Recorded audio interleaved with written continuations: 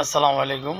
বাংলাদেশের মধ্যে যদি কোনো বক্তা মিথ্যাবাদী থাকে তার মধ্যে আমির হামজা একটা।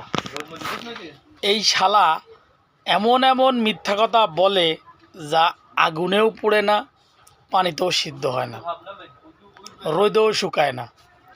কি এমন মাল যে নিয়া পড়ছি কুষ্টিয়াবাসী, মানে কি এক পরিস্থিতি। এখন আমি একটা বক্তব্য শুনলাম, আওয়ামী লীগ আর বিএনপি নাকি কোরআন শরীফে 1400 বছর আগে দেওয়া আছে। হ্যাঁ, তো ওর আওয়ামী লীগ আর বিএনপির হচ্ছে সূরা হিজরত 26 নাম্বার পারা 15 নাম্বার পৃষ্ঠা 7 নাম্বার লাইনের আপনার প্রথম নাম্বার রুকু 9 নাম্বার আয়াতে ও আওয়ামী লীগ আর বিএনপি নাকি 1400 বছর আগে দেওয়া আছে। এই শালা মিথ্যা কথা বলতে বলতে এই শালার মুখে দিয়ে আর কোনো কিছুই বাধে না। ঠিক আছে, একটা ইসলামিক স্কলারশিপ মানুষ, সে নাকি ইসলামী বিশ্ববিদ্যালয় ভার্সিটির মাল। সে এই ভার্সিটির মাল যে মাঝে মধ্যে এমন এমন কথাগুলা বলে, এই মালকে নিয়ে কুষ্টিয়াবাসী আছে বড় বিপদে। ঠিক আছে, তা আমি মালকে বলবো, মাল তুমি একটু নিজেকে শুধরাও, মানে এমন এমন কথা বললো না যে কথা বললে মানে সমস্যা হয়, যে কথা বললে মানুষ বুঝে তুমি পাগল, এমন কিছু বলার দরকার নেই। কারণ মানুষ জানে তুমি চাপাবাজ, আর তুমি 175টা দেশ ভ্রমণ করছো, এই করছো সেই করছো।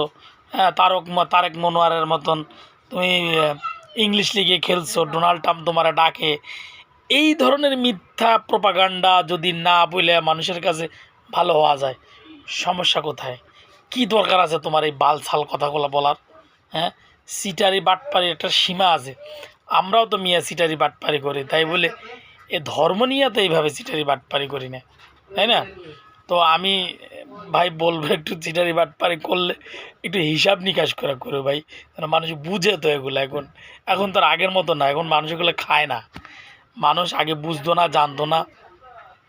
ঠিক আছে, মোল্লা হুজুররা যা বলতে এটা মেনে নিত, বাট এখন তো বুঝে। এখন এমনভাবে কথা বলতে হবে, এমনভাবে কথা বলবা যা একদম দালিলিকভাবে, মানে দলিল যেখানে আছে সুন্দর করে বুঝাই দিবা। তুমি যে অমুক নাম্বার পৃষ্ঠা, তমুক নাম্বার আয়াত, তমুক নাম্বার রুকু বইলা দিলা, তা তুমি তর্জমা করে একটু বুঝাই দিতে, তাহলে জিনিসটা মানুষের আরও সুবিধা হইতো, তাই না? বোকাচোদার মতো কাজটা করলা না। যাই হোক, আমির হামজা সাহেব, তুমি যতটা বোকাচোদা হও, পাবলিক কিন্তু অতটা বোকাচোদা না। হ্যাঁ, যতটা বোকাচোদা নিজেকে মনে করো, অতটা বোকাচোদা পাবলিক না এখনও। তো যাই হোক, একটু হিসাব নিকাশ করে কথাবার্তা বললো ভাই।